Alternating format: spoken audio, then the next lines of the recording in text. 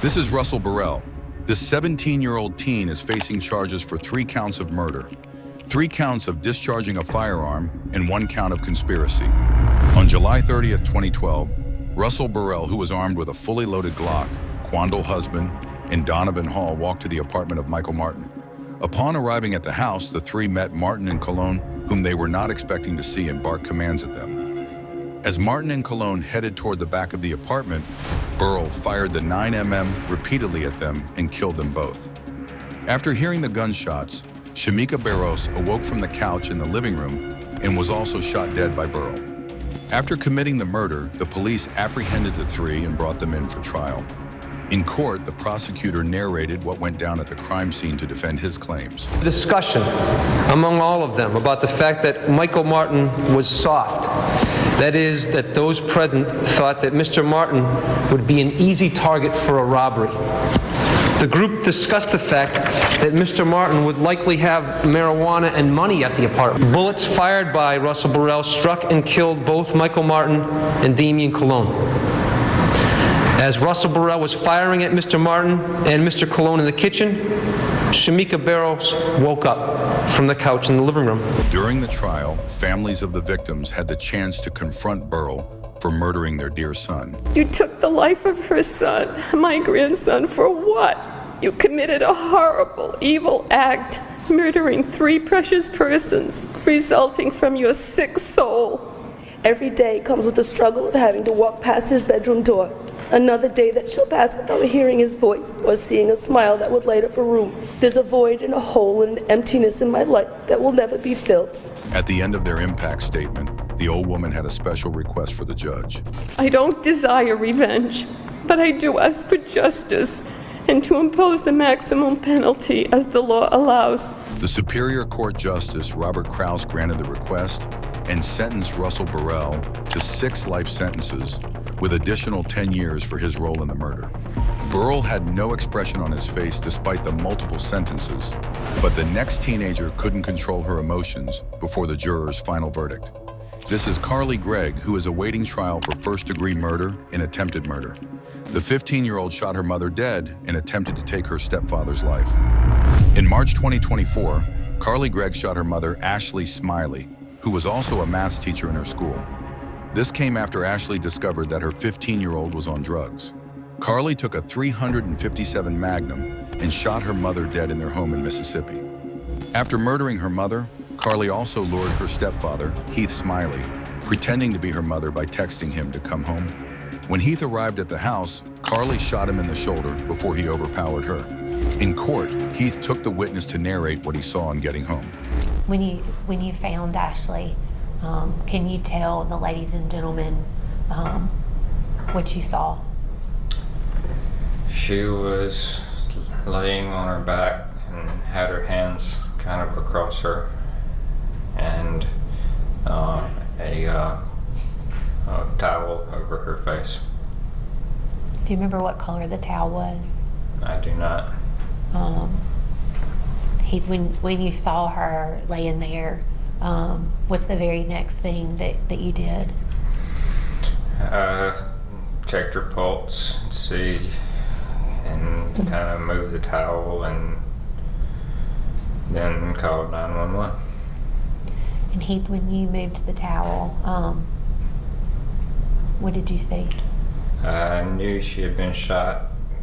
There was blood around, but I don't really recall exactly where, somewhere in the right side of her face there. The 15-year-old teen also called her friend to come over after murdering her mother so she could see a dead body. Carly's actions seemed intentional, but her reactions during the court hearing says otherwise. Beginning on the first row. Ma'am, is that your verdict? Yes. Sir, is that your verdict? Yes, sir. Ma'am, is that your verdict? Sir, is that your verdict? Yes. Ma'am, is that your verdict? Yes. On the back row, sir, is that your verdict? Yes, sir. Ma'am, is that your verdict? Ma'am, is that your verdict? Sir, is that your verdict? Ma'am, is that your verdict? Ma'am, is that your verdict? Ma'am, is that your verdict? Count 3, we the jury find the defendant, Carly Madison Gregg, guilty of tampering with evidence as charged in the indictment. Beginning on the first row, ma'am, is that your verdict? Yes, sir, is that your verdict? Yes, sir. Ma'am, is that your verdict? Sir, is that your verdict? Yes, sir. Ma'am, is that your verdict? Yes, sir. On the back row, sir, is that your verdict? Ma'am, is that your verdict? Ma'am, is that your verdict? Sir, is that your verdict? Ma'am, is that your verdict? Ma'am, is that your verdict? Ma'am, is that your verdict? All right. All three verdicts appear to be unanimous. The court will enroll the verdict. All right. All right, ladies and gentlemen, with you having returned a verdict of guilty in count 1 and count 2 of the indictment, we'll now proceed to the sentencing phase of the trial. State of Mississippi may call its first witness. Your Honor, the state has no witnesses. We would just ask that the court adopt the previous testimony that the jurors have heard, with the exception of we seek to introduce one photograph. All right. State wishes to move to adopt an... Eventually, the jury came to a verdict, and Judge Dewey Arthur proceeded to read out the sentence. When all 12 of you reach and agree upon the defendant's sentence for first-degree murder, you shall return the sentence in one of the following forms. If you agree to sentence the defendant to life imprisonment in the custody of the Department of Corrections, your verdict will be as follows. Quote, count 1. Quote, as to count 1, we the jury sentence the defendant Carly Madison Gregg to life imprisonment. Close quotes. If you agree to sentence the defendant to life imprisonment in the custody of the Department of Corrections with the possibility of parole, your verdict will read as follows. Quote, as to count 1, we the jury sentence the defendant Carly Madison Gregg to life imprisonment with the possibility of parole. Close quote. If you cannot agree to the sentence for the defendant as to first-degree murder, your verdict will be as follows. Quote, as to count 1, we the jury are unable to affix the punishment. Close quote. You, the jury, have found the defendant guilty of the crime of attempted murder in count 2. You must now decide whether to impose either a sentence of life imprisonment in the custody of the Department of Corrections or life imprisonment in the custody of the Department of Corrections with the possibility of parole. The court instructs the jury. Carly Gregg was sentenced to life in prison without the possibility of parole. The teenagers in the next case had different reactions during the trial. This is Sierra Halseth and Aaron Guerrero, currently facing charges for murder and first-degree arson. The Lovebirds murdered Sierra's father after forbidding them from seeing each other. In April 2021, 16-year-old Sierra and 18-year-old Aaron stabbed Daniel Halseth 70 times in his home. Sierra and her boyfriend also dismembered her father's body and burned his home with the claims that he maltreated her. 3 days after the murder, the teens made a video and posted it on the internet. I don't know what to say. Welcome back to our YouTube channel. After Day 3 after murdering somebody. Wow! Don't put that on the camera. It was worth it. And we had sex a lot today. It was worth it. I got plenty of sex. So I was payment for doing it. And no bleeding this time. We got through that. We overcame.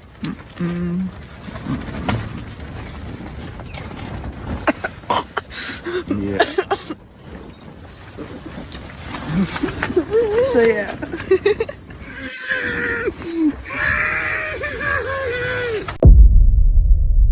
Shortly after making the video, the police officer captured Sierra and Aaron in Salt Lake City, and they were charged to court.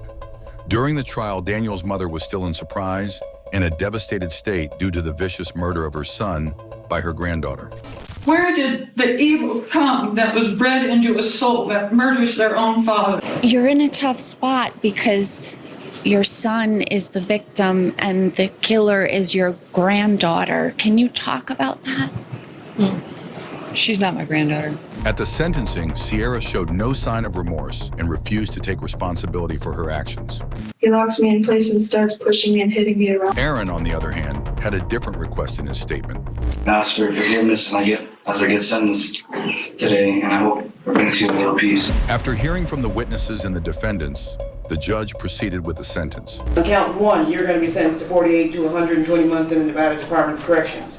On count 2, you're going to be sentenced to life in the Nevada Department of Corrections with the possibility of parole after 20 years has been served, plus a consecutive 24 to 60 months in the Nevada Department of Corrections for the deadly weapon enhancement. That's ordered to run concurrent to count 1. On count 3, you're going to be sentenced to 72 to 180 months in the Nevada Department of Corrections. That's ordered to run concurrent to count 2. Count 4, you're going to be sentenced to 19 to 48 months in the Nevada Department of Corrections. That's ordered to run concurrent to count 3. Count 5, you're going to be sentenced to 19 to 48 months in the Nevada Department of Corrections. That's ordered to run concurrent to count 4. Count 6, you're going to be sentenced to 19 to 48 months in the Nevada Department of Corrections. That's ordered to run concurrent to count 5. Count 7, you're going to be sentenced to 19 to 48 months in the Nevada Department of Corrections. That's ordered to run concurrent to count 6. Count 8, you're going to be sentenced to 28 to 72 months in the Nevada Department of Corrections. That's ordered to run concurrent to Count 7. Count 9, you're going to be sentenced to 72 to 180 months in the Nevada Department of Corrections, plus a consecutive 72 to 180 months in the Nevada Department of Corrections with deadly weapon enhancement. That's ordered to run concurrent to Count 8. You have 555 days credit for time served. That is a total aggregate sentence of life in the Nevada Department of Corrections with the possibility of parole after 22 years. Sierra Halseth and Aaron Guerrero were both sentenced to life in prison with the possibility of parole after 22 years. This is Gavin Ramsey, who is facing charges for murder, burglary, kidnapping, and abuse of a corpse in Medina County Court. The 17-year-old gruesomely murdered a 98-year-old Wadsworth woman, Margaret Douglas. In April 2018, Gavin Ramsey broke into Margaret's house and strangled her to death while sleeping. The 17-year-old took pictures and videos of the woman before and after murdering her. He also assaulted Margaret's corpse sexually and hid her body in a closet. Ramsey's actions left the victim's family in an emotional state as they expressed themselves in court. Broke into her house, watched her sleeping, and took videos of her sleeping. He then held her against her will, hit her, and strangled her. And I believe that he planned to kill numerous people and used my aunt as a warm-up, so to speak, for those other killings. I find him to be pathetic and a coward, and someone that preyed on the most vulnerable person that he could find and attack her in her most vulnerable moment, in the middle of the night when she was asleep. She loved life. She loved being alive. She often talked that she just couldn't wait until she turned 100. Ramsey's mother also took the witness stand and addressed the court. You can't make me believe that my decision wasn't the ultimate cause of all of this. To simply say I'm sorry to a victim's family, that's not enough. You can't undo their heartache. You can't undo our heartache. Before the sentence, the 17-year-old had a word for the victim's family. I'm so sorry for what I did.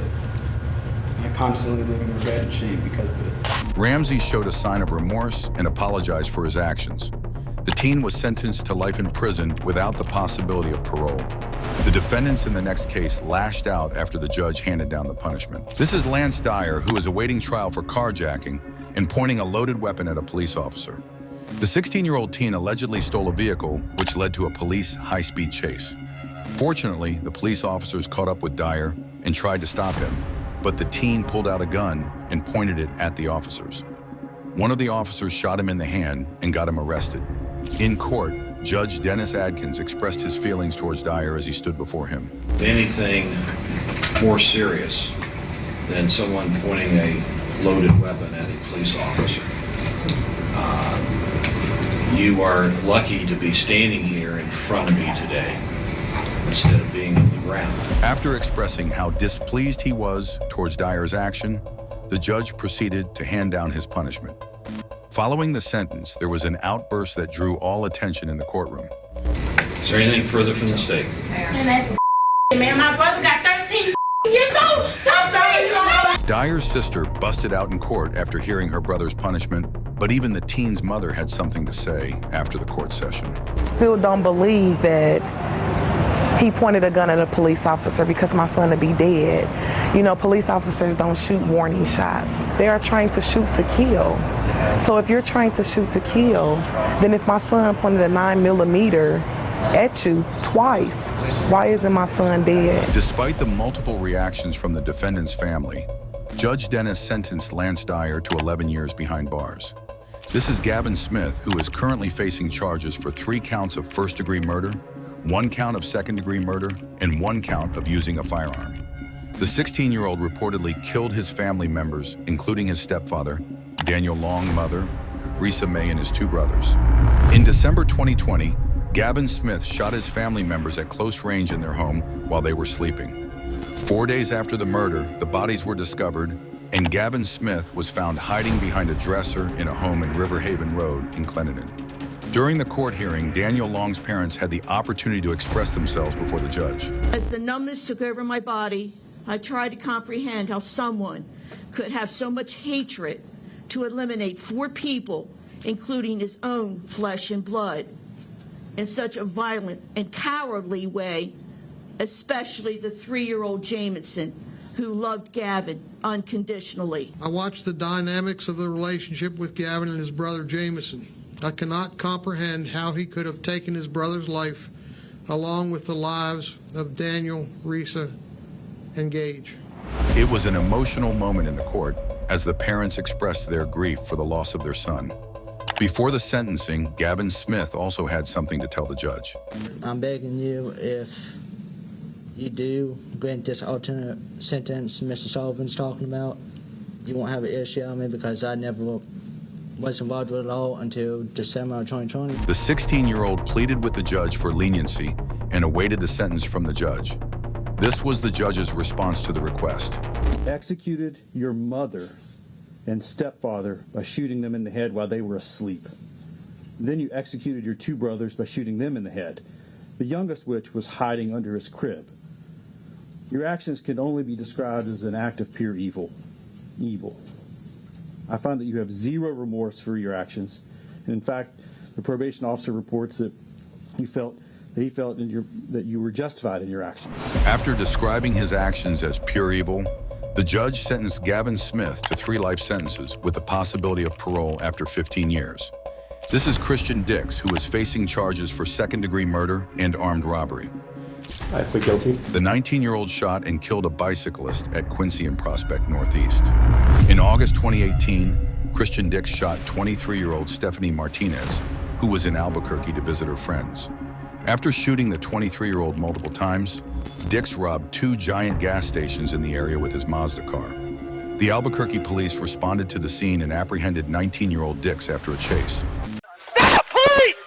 Stop! That's Christian Dix running away from officers last August. Stop! Right now! Get on the ground! Albuquerque police caught up with the 19-year-old in an open field on the west side near Paradise and Eagle Ranch, after officers say Dix led them on a short chase, then ditched his black Mazda. Do not move! Do you understand me? Yes, sir.